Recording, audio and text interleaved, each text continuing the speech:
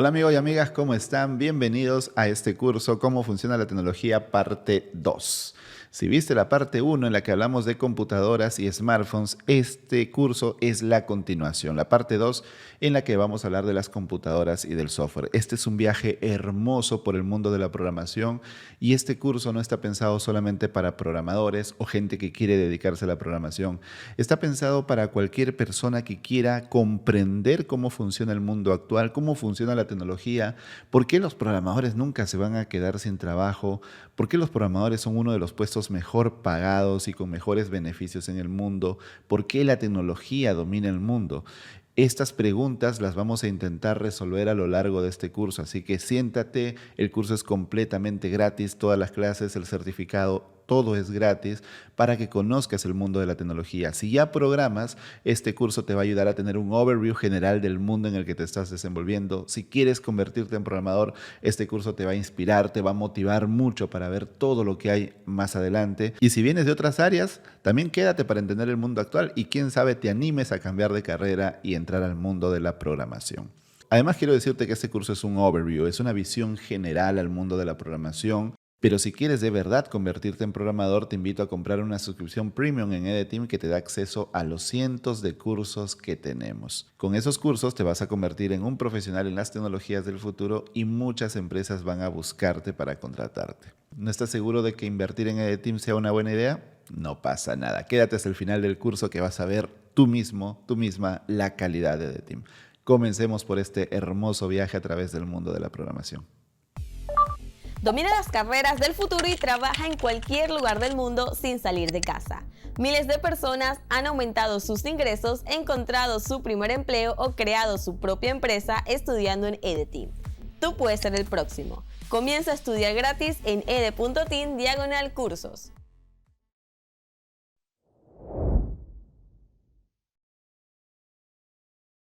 Listo amigos y amigas, comencemos con el curso y como ya vieron en el título, este curso se trata del software y la programación. Y el curso anterior trataba de las computadoras, o sea, del hardware, de los circuitos. Así que lo primero que vamos a ver en este curso para situarnos bien en contexto son las diferencias entre el hardware y el software. El hardware es lo que ya vimos en la clase o en el curso anterior, mientras que el software es lo que vamos a ver en este curso. Como dice acá, el hardware son dispositivos físicos, circuitos, ¿no? Tienen memoria RAM, tienen almacenamiento, tienen un microprocesador, etcétera. Tienen varios componentes, ¿no? Todo eso ya lo vimos en el curso pasado, así que no tengo que repetirlo. También es gratis, así que puedes ir a verlo sin pagar un centavo. Y bueno, aquí están los diferentes tipos de hardware, ¿no? Sin embargo, en el curso pasado hablábamos de que, por ejemplo, si yo tengo un televisor, el televisor tiene una función, ¿cierto? La función es que yo pueda ver programas, ver películas. Si yo tengo una radio, la función de la radio es que yo escuche música. Durante muchos años en la historia los aparatos han sido así, con una función. Sin embargo, el software permite tener un solo dispositivo, por ejemplo una computadora, y programar esa computadora para que haga muchas tareas, para que sea un TV, para que sea una radio, para que sea un dispositivo de correo electrónico, para que sea un dispositivo de videollamadas, para que se convierta en una cámara, para que, etcétera, etcétera, etcétera. Tú dirás, Álvaro, pero para que sea una cámara, el hardware debe tener una cámara. Es correcto, el hardware debe tener una cámara, pero a través del software podemos agregarle filtros, podemos crear redes sociales para que la gente se comunique con esa cámara, podemos crear videollamadas a través del software. Decimos, oye, ahora los teléfonos traen una cámara, entonces creemos la función de videollamadas. Ese es lo mágico del software, es decir, programamos una computadora para que pueda hacer diversas tareas, con lo cual esta computadora, como ya vimos en el curso número 1, estoy simplemente repasando, se convierte en una máquina universal. Eso es lo mágico. Una máquina universal, como dijo Alan Turing, es una computadora que puede ser reprogramada para realizar cualquier tipo de cálculo con una serie de instrucciones finita. Eso es una máquina universal. Y esa es la magia del software. Permite que un solo dispositivo se comporte como si fueran muchísimos. Simplemente reprogramamos las funciones. Entonces, el software son programas que permiten al usuario interactuar con el hardware. Existen tipos de software como software del sistema, software de desarrollo, software de aplicación. Eso lo vamos a ver un poquito más adelante en detalle, pero lo que yo quiero que tú entiendas en este capítulo del curso es que el hardware por sí solo no puede hacer nada sin el software. Sin el software, el hardware sería simplemente un montón de plástico y cablecitos y luces y cobre y ya está, y silicio y ya está. Un pisapapeles caro. Pero con el software, las computadoras pueden hacer magia. El ejemplo que siempre doy es bastante fácil de entender porque fue muy reciente, fue esta marca china llamada Huawei. Huawei se había convertido en el líder mundial en fabricación y en venta de teléfonos. Imagínense, había derrotado a Samsung, había derrotado a Apple, pero tenía un pequeño problema. Huawei utilizaba el software de Google, los servicios de Google, la Play Store y todas las cositas de Google, porque Google es quien desarrolla Android. Cuando el gobierno de Estados Unidos decidió vetar a Huawei y decirle a Huawei, óyeme, tú no vas a poder utilizar software norteamericano, Huawei ya no pudo usar Google. Huawei tuvo, por más que tenía las mejores cámaras, tenía sus propios procesadores excelentes, tenía un desarrollo tecnológico gigantesco, al no contar con el software de Google, Huawei se vio herido de muerte. Tuvieron que crear un software llamado, una alternativa a Google, llamada Harmony OS, pero demora mucho crear un software así de maduro como el de Google, que la gente se acostumbre, que Harmony tenga las mismas apps que habían en Google, porque al final tú te compras un teléfono y tú quieres que estén las apps, y las apps es software, no es hardware. ¿Te das cuenta? ¿Qué importa que tengas el mejor teléfono del mundo en hardware, mejor pantalla, mejor batería, mejor cámara, mejor procesamiento, mejor todo, si no están las apps que tú usas? ¿Te gustaría un teléfono así? ¿Cierto que no? Ese es el poder del software por sobre el hardware en el mundo actual. Y como último dato te cuento que en el año 1976, si no me falla la memoria, 76-74, por ahí lo googleamos, es que comienza la industria del software. Antes de este año no existía el software como industria, como mercado, como empresas que creen software y lo vendan. Antes toda la computación era solamente hardware. A partir de este año empezó la industria que hasta el día de hoy ha movido el mundo por completo, la industria del software.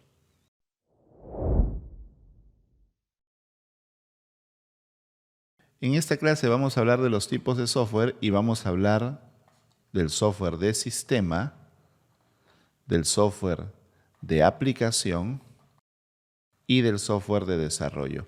Haciendo una ayuda a memoria, hemos dicho que el software son programas, es decir, maneras de darle instrucciones a la computadora para que realice diversas tareas. Oye, computadora, tú tienes una cámara, entonces con este software te digo que puedas hacer videollamadas. Tú tienes altavoces, bocinas, parlantes, como le llaman en tu país, entonces te doy este programa que tiene las instrucciones para que tú te conviertas en una estación de música. Y así. Eso es el software. Entonces, existen básicamente 3 tipos de software. Eso es muy importante porque la gente cree que todos están al mismo nivel, ¿no? El software de sistema es el software que directamente interactúa con el hardware. Es decir, yo tengo acá un procesador, un microchip, un CPU. Y el software que directamente interactúa con el hardware es el software de sistema. Se le llama de sistema porque justamente está por debajo, está en una comunicación directa con el hardware. En este software de sistema podemos hablar principalmente de sistemas operativos y, por ejemplo, otra opción son los drivers, por ejemplo. Los drivers o, por ejemplo, los softwares en microcontroladores también, ¿no?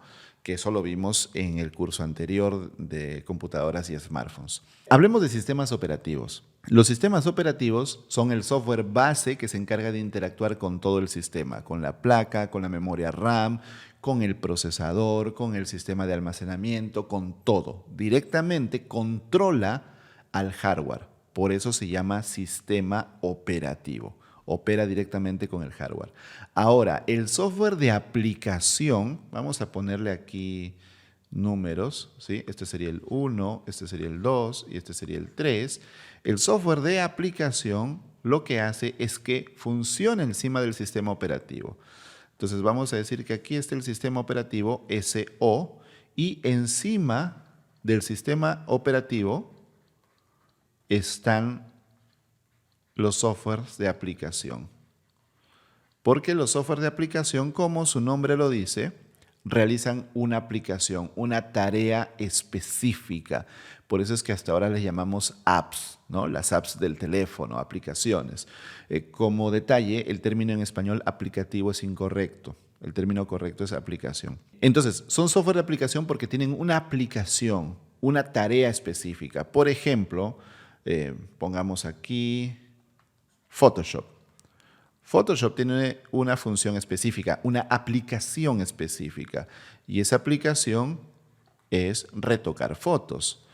Por ejemplo, hablemos de Google Chrome, por ejemplo. Google Chrome tiene una función específica que es navegar a través de Internet, ¿cierto? Hablemos de una aplicación móvil. Por ejemplo, hablemos de TikTok.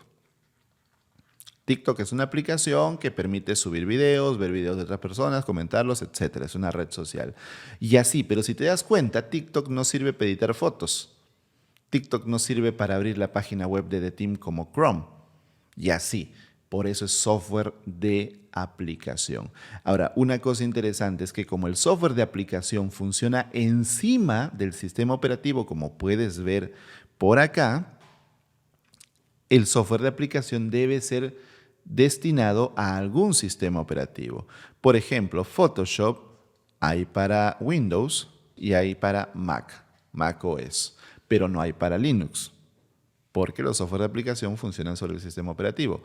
Chrome sí hay para Windows, Mac, OS, Linux, etc. Tenlo en cuenta, una aplicación de Windows, si tú la quieres hacer funcionar en Linux, debe tener versión para Linux. Es decir, los que crearon esa aplicación deben haber creado una aplicación equivalente, pero para Linux, porque cada sistema operativo tiene sus propias APIs, sus propias formas de trabajar. Entonces, no es que yo tome una aplicación de Windows y me la lleve a Mac y doble clic y ya funcione. Así no ocurre. O una aplicación de Android que no tiene versión para iPhone, simplemente la instalo en iPhone y funciona. No, cada sistema operativo tiene su propia arquitectura, sus propias APIs, su propia manera de trabajar. Así que tenlo en cuenta. Cada software de aplicación está vinculado a un sistema operativo específico. Y por último, el número 3, el software de desarrollo. El software de desarrollo, como su nombre lo dice, se usa para crear otro software. Ya sea sistemas operativos, ya sean aplicaciones, cualquier tipo de software, o incluso crear otro software de desarrollo. Por ejemplo, los programadores trabajan con unas cosas llamadas editores, que son programas para escribir código de programación, y también con otras cosas llamadas IDE, que son como editores, pero con muchas más funciones. Entonces, en estos programas, los programadores crean los programas, ¿no? Parece trabalenguas, ¿no? Pero así es. Un programa para crear programas. Pero no es que el programa tú le des clic, le digas crear programa, le des clic y ya. No, hay un ser humano pensando, o varios seres humanos pensando, analizando los problemas, creando las soluciones, igual como en Photoshop, ¿no? En Photoshop no hay un botón que te diga crear foto bonita o crear flyer o crear portada de revista, no, o sea, un diseñador experimentado se pone horas a trabajar en Photoshop para llegar a ese resultado. Entonces es algo así, ¿ok? Los software de sistema más conocidos son los sistemas operativos y, por ejemplo, acá tenemos los sistemas operativos de escritorio, mira. Windows, Linux y Mac. Windows es el que más gente usa en el mundo porque tiene distintos modelos de hardware, me refiero, ¿no? Microsoft, que es la empresa que fabrica Windows, le da la licencia a los fabricantes de computadoras. Entonces ellos pagan una licencia para utilizar ese software. Imagínate una computadora sin Windows, ¿no? Bien difícil que se venda, ¿no?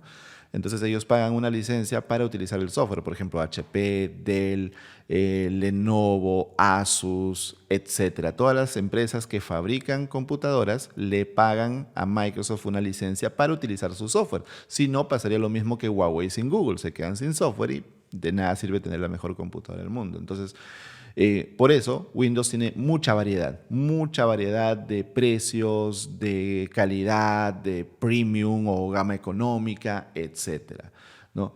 El Linux es más usado por programadores, es un sistema operativo, o mejor dicho, una familia de sistemas operativos, para los que sepan un poquito más de esto. Es una familia de sistemas operativos porque tiene muchas variaciones y es más para un público más técnico, porque si bien es un excelente sistema operativo, si bien tiene mucha compatibilidad con el hardware, a veces pueden ocurrir algunos problemas.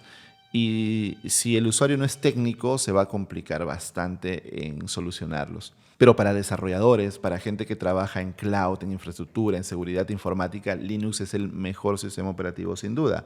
Ahora, Mac OS más o menos que toma lo mejor de Linux y lo mejor de Windows. Lo mejor de Linux en el sentido de la compatibilidad, la forma de trabajar, la seguridad, los permisos, etc. Y lo mejor de Windows en el sentido de que al ser propietario, software privado, tiene compatibilidad con mucho hardware, con muchas aplicaciones, cosa que sufre un poquito Linux. Cada vez menos, pero igual es una de sus desventajas históricamente.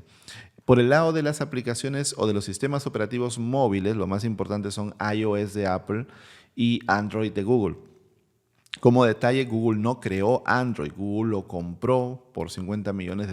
Fue uno de los mejores negocios de la historia porque ahora Android es el que más cuota de mercado tiene en el mundo. Sin embargo, aunque iOS tiene pocos teléfonos en el mundo en comparación con Android, al ser más caros, porque puede haber un Android de $200, pero no hay un iPhone de $200. Entonces, aunque haya menos iPhone en el mercado, Apple es una empresa mucho más valiosa que Google. Vale más de 3 veces lo que vale Google. Y Google es grande, así que imagínense lo gigante que es Apple en este sentido, ¿no? Y bueno, ahí lo tienen. Software de sistema, los sistemas operativos, software de aplicación, las apps que van encima del sistema operativo, y software de desarrollo son esos programas que usan los programadores para crear programas. Suena trabalenguas, pero eso es. Programas que usan los programadores para programar programas nuevos.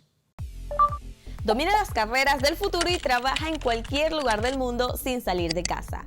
Miles de personas han aumentado sus ingresos, encontrado su primer empleo o creado su propia empresa estudiando en EDTeam. Tú puedes ser el próximo. Comienza a estudiar gratis en ed.team/cursos.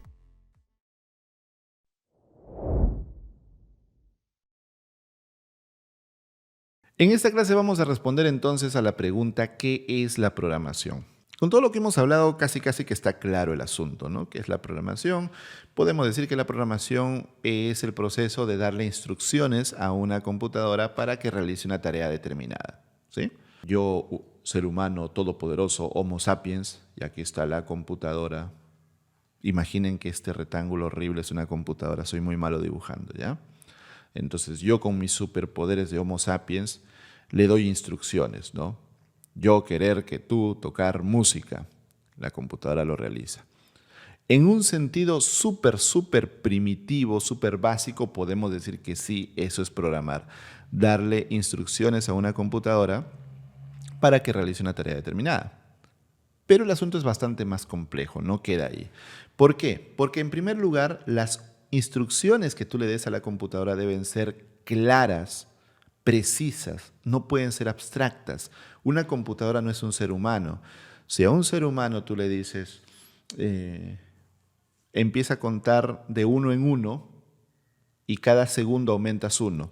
Por ejemplo, 0, después de un segundo dices 1, después de un segundo dices 2, después de un segundo dices 3 y así sucesivamente. Va a llegar un momento en que el ser humano se va a aburrir y va a decir, tengo que seguir contando, o le va a dar sueño y se va a cansar, o por último no le va a importar y se va a ir.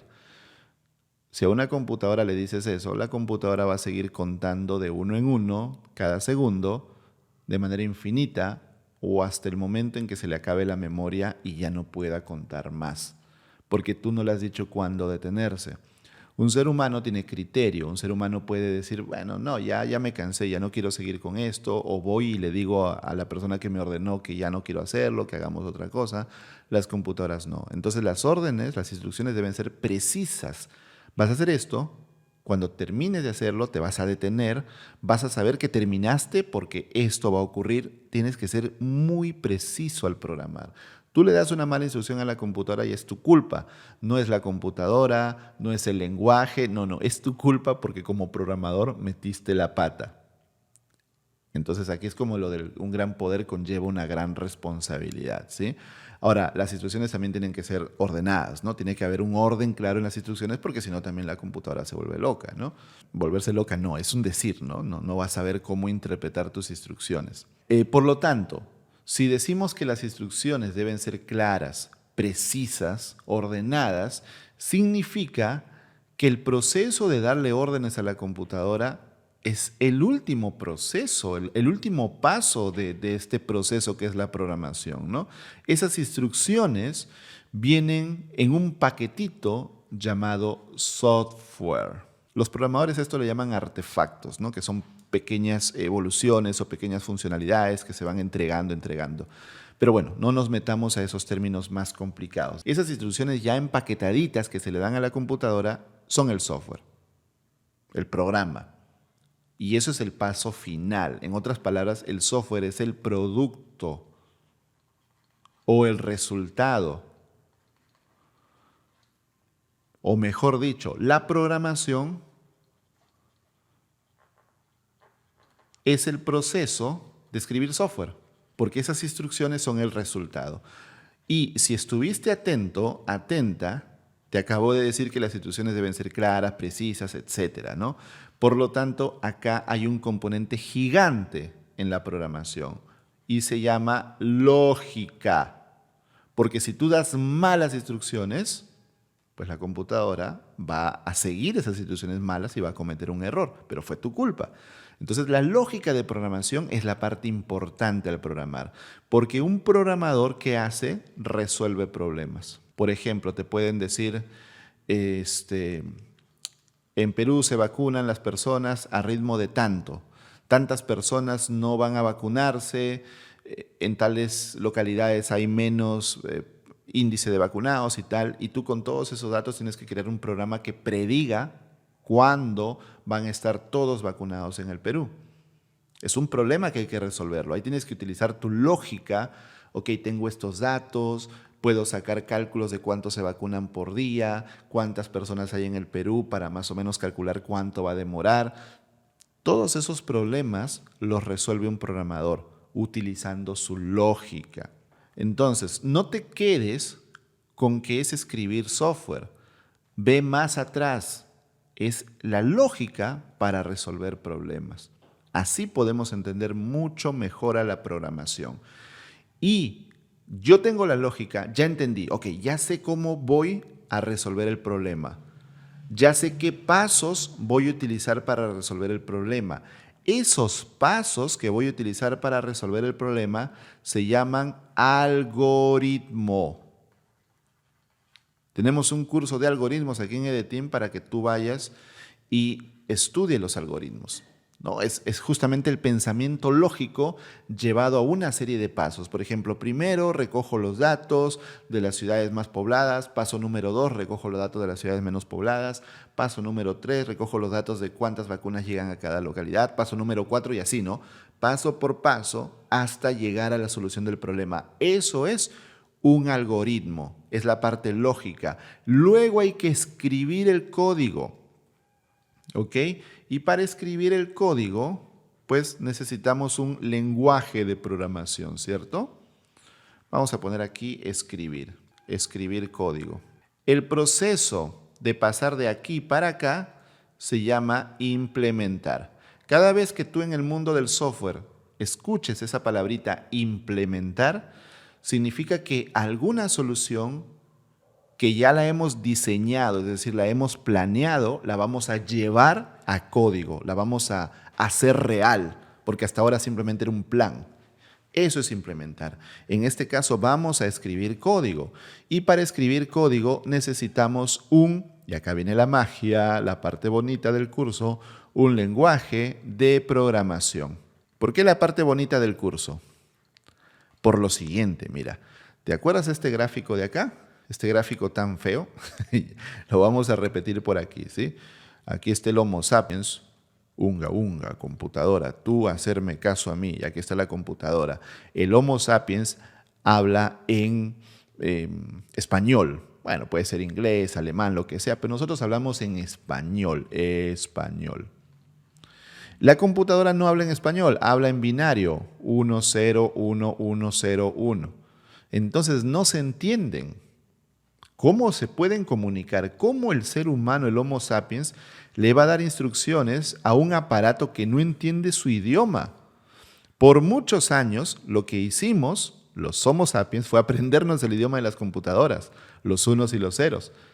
Pobrecitos esos programadores de aquellas épocas, ¿no? Tenían que aprenderse los unos y los ceros y a través de interruptores y cables iban manipulando eso. Dios, qué estresante. Se estresaron tanto que dijeron, ¿saben qué? Ya me harté. Necesitamos programar de una forma que nosotros entendamos, no con unos y ceros. Y entonces se crean los lenguajes de programación, que son un lenguaje intermedio. ¿Por qué un lenguaje intermedio? Porque es un lenguaje que los seres humanos pueden entender, por lo tanto el ser humano puede escribir en lenguaje de programación, y si bien es cierto que no son ni ceros ni unos, existen programitas, tecnologías que permiten traducir este lenguaje de programación a los ceros y unos de la computadora. Esas tecnologías se llaman compilador e intérprete. Para ponértelo en sencillo, es como un traductor. Imagínate que yo hablo en español y estoy hablando con un chino. Yo no hablo nada de chino, entonces pongo un traductor al medio, ¿cierto? Yo hablo en español, el traductor le traduce a la otra persona en chino y así podemos llevar una conversación. Básicamente, eso es el lenguaje de programación, un lenguaje intermedio para implementar mi solución, implementar mi algoritmo. Esto es muy importante porque quienes comienzan a programar cometen el error de creer que pues, es ir a un lenguaje de programación y escribir a lo hacker, ¿no? Escribir a lo loco, a lo hacker. Y como tú ves, no, todo comienza por la lógica, por entender el problema, por definir cómo lo voy a resolver y luego recién implemento. Y cuando lo implemento, lo puedo implementar con el lenguaje de programación que toque. El algoritmo no depende del lenguaje. ¿Sí? Es como los idiomas en los seres humanos. Tú puedes decir tengo sed en español, en inglés, en francés, en ruso, en chino, lo puedes decir en cualquier idioma. ¿Sí? Es lo mismo en los lenguajes de programación. Tienes una solución, lo puedes implementar en Python, en JavaScript, en Java, en C#, en lo que sea. Entonces recuerda, lo más importante en este punto es que para programar hay que entender esa lógica antes de implementar.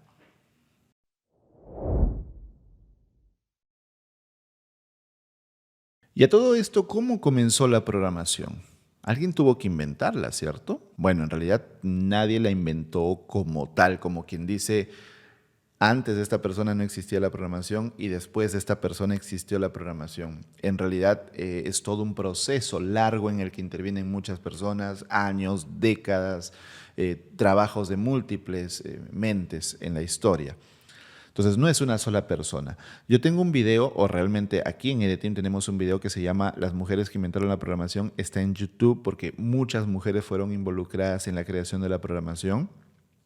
Entonces, te invito a verlo para ver más detalles, ¿sí? Ahorita vamos a hacer un repaso bastante rápido. Tú quieres un poco más de detalles, vas a este video en el canal de YouTube en EDTeam, o el canal de EDTeam en YouTube. Bueno, comencemos muy rápido. Todo esto comienza hacia el siglo XIX. Y cuando hablamos del siglo XIX, hablamos de los años 1800. Hacia el año 1843, una señorita llamada Ada Lovelace publicó la traducción del manual de una computadora. Una computadora en 1843. En realidad era una calculadora muy avanzada. Pero ya podíamos decir que era una computadora en el sentido de que podíamos modificarle algunos parámetros, tenía unos discos y unas poleas, unas palancas, entonces manipulando esos objetos, esas palancas, podíamos reprogramarla, sí, como lo oyes. Entonces ya se podría considerar una computadora. Lamentablemente nunca se construyó y solamente quedó en planos. Esa computadora era de un científico inglés llamado Charles Babbage, que es considerado hasta ahora el padre de la computación, justamente por este diseño, aunque nunca se construyó, pero te cuento que más de 100 años después se construyó. Un proyecto en una universidad cogió los planos de Babbage y construyó la máquina y funcionaba. Una maravilla. Pero ¿qué hizo Ada Lovelace? Ada Lovelace, que estaba impresionada con el trabajo de Babbage, tradujo el manual del francés al inglés y en esa traducción ella añadió unas notas suyas y en esas notas ella creaba un algoritmo, ya te expliqué qué es el algoritmo, para calcular los números de Bernoulli, que es una ecuación bastante compleja en las matemáticas. Aunque la computadora de Babbage nunca se construyó y aunque el algoritmo de Ada Lovelace nunca se aplicó en una computadora porque ella murió muy joven, es considerada por eso la primera programadora del mundo. Incluso, no la primera programadora del mundo, el primer ser humano programador. Hombre, mujer, no importa, la primera persona en el mundo en escribir un programa, lo escribió en un cuaderno, cosas de aquellas épocas, es Ada Lovelace. Otra persona importante en el mundo de la programación en aquellas épocas es Alan Turing, un matemático inglés experto en criptografía, es decir, en esconder los mensajes y que pudo descifrar mensajes nazis junto con un equipo de expertos como él. Desarrolló el concepto de máquina universal. La máquina universal, en palabras de Alan Turing, es una computadora que se puede reprogramar para realizar cualquier tarea con una serie de órdenes finita. Es decir, no órdenes infinitas que nunca acaben, sino con un fin. Esa es una máquina universal. Y desde entonces nos referimos a máquina de Turing como una computadora universal, una computadora reprogramable. Es decir, una computadora que ya no realice una tarea, sino que luego la reprogramemos para realizar otras tareas diferentes. Una vez terminada la Segunda Guerra Mundial, aparece la primera computadora de la historia, el ENIAC. Este ENIAC era una computadora gigantesca como las de aquellas épocas, varias toneladas de peso, muchos cables, muchos interruptores. Si quieres saber más, ve al primer curso de esta serie, cómo funciona la tecnología, computadoras y smartphones. El detalle aquí es que programar en aquellos tiempos era sumamente aburrido. No existía un microprocesador como hoy. Nuevamente, todo eso lo explico en el curso anterior. Lo que existían eran grandes circuitos que había que reprogramar cambiando un cable de posición o cambiando algunos interruptores y había que conocerse toda la arquitectura de la computadora, es decir, cómo funcionaba, cómo estaba construida, cómo estaban ensambladas sus piezas para programar. Este trabajo era tan aburrido, tan tedioso, tan pesado que se lo encargaron a las mujeres. En ese tiempo había bastantes mujeres matemáticas. Pero los hombres pensaron que era un trabajo tipo secretaria. Y estas mujeres que ustedes ven acá, llamadas las mujeres del ENIAC, fueron las primeras programadoras de la historia en el sentido ya literal. En el caso de Ada Lovelace es un poquito figurativo porque escribió un programa, pero este programa nunca se ejecutó, se quedó en un cuaderno. Ellas sí programaron la primera computadora de la historia. Aunque la historia es un poquito triste porque ellas no fueron reconocidas, el día que el ENIAC fue puesto en demostración, el software que hacía los cálculos balísticos para lanzar misiles, que fue la demostración del ENIAC, fue programado por ellas y ellas no fueron invitadas a esa demostración. Bastante triste la historia. Muchos años después, luego de una investigación, se les dio el mérito reconocido cuando ellas ya eran bastante mayores, pero al menos se les dio el mérito. Entonces nunca te olvides que el primer programa de la historia fue desarrollado por mujeres.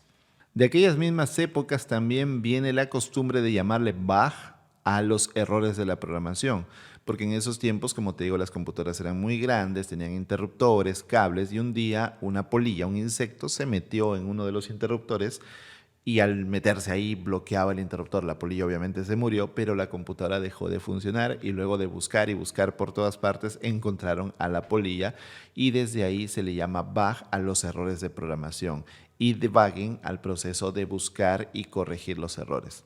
Y otra mujer súper importante en el inicio de la programación fue Grace Hopper, que lo que hizo fue atreverse a programar en inglés. Como te dije, había que programar en ceros y unos, ceros y unos, ceros y unos, aburridísimo porque había que sacar cables, mover los interruptores, ya esa historia te la sabes. Entonces ella dijo, programemos en inglés, ya estoy cansada de programar así. Los demás se burlaban porque ¿cómo vas a programar en inglés? Ni que las programadoras, ni que las computadoras sepan inglés. Pero ella estaba segura que se podía hacer creando un compilador que pueda traducir las instrucciones en inglés al lenguaje de máquina. Y ahí comenzaron a crearse los lenguajes de programación.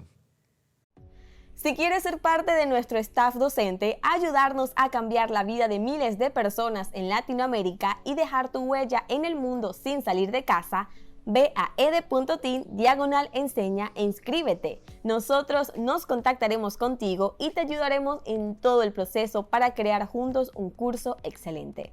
Si todavía no te sientes listo para ser profesor, pero conoces a alguien, también pásale el dato. ed.teen/enseña.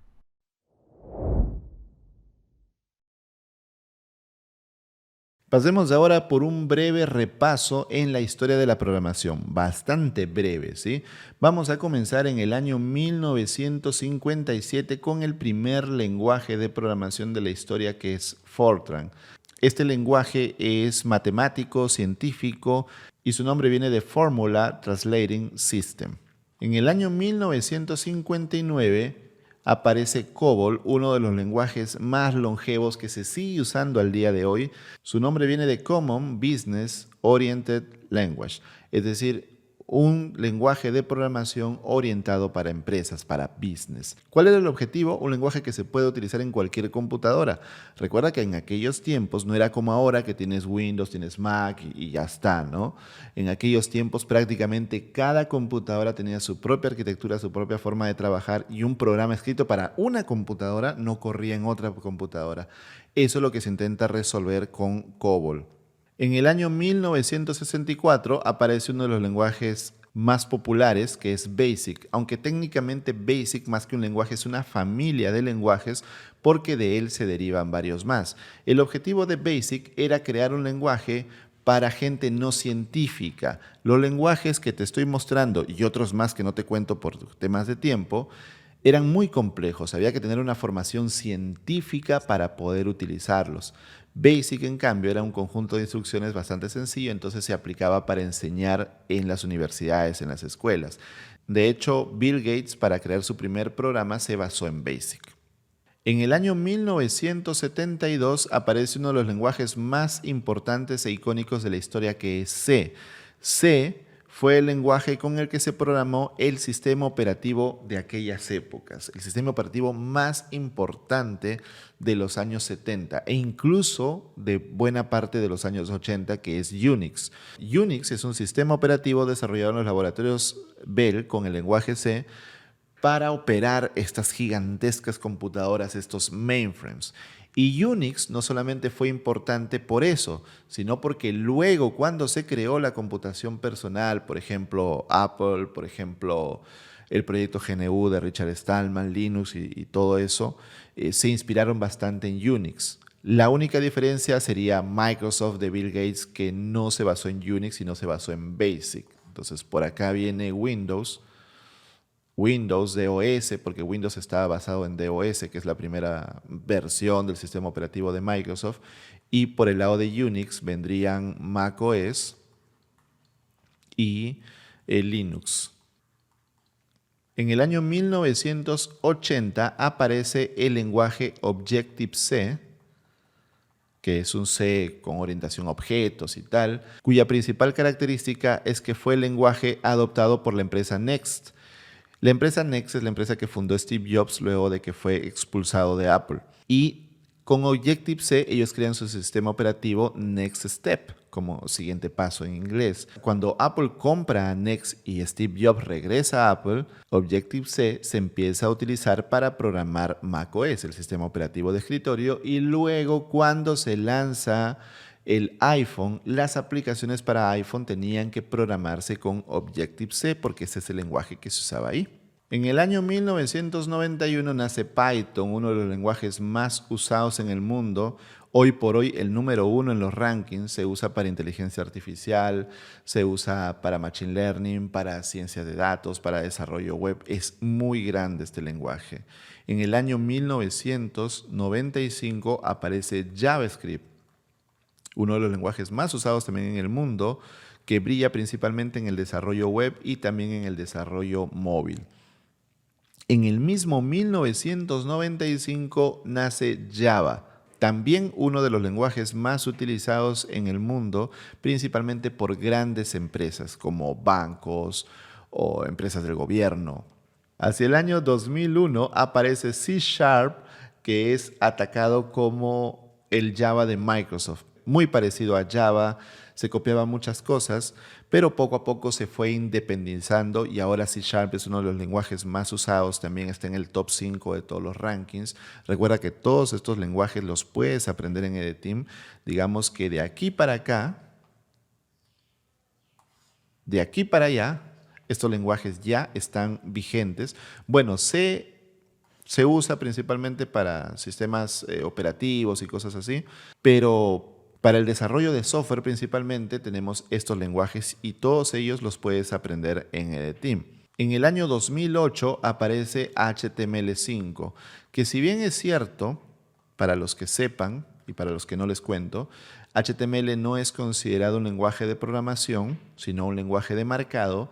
La versión 5 fue un antes y un después en el mundo del desarrollo web, porque esta versión venía con cosas impresionantes como geolocalización, como audio y video, como Canvas, que es dibujo directamente en el navegador, etcétera. Muchas cosas impresionantes traía HTML5, así que aunque no sea un lenguaje de programación, venía con una enorme API para consumirla a través de JavaScript. Luego vamos a hablar de qué es una API. Y cambió la manera de hacer desarrollo web. Por ejemplo, si tú tienes los años para recordar, antes de esta fecha, YouTube tenía que verse con algo llamado Flash. Había que instalar Flash, si no, no podías ver YouTube. Porque los navegadores, la web, no permitía ver videos. Necesitabas Flash. Con HTML5 ya no necesitas nada. El navegador por sí solo es capaz de reproducir videos, entre tantos otros ejemplos.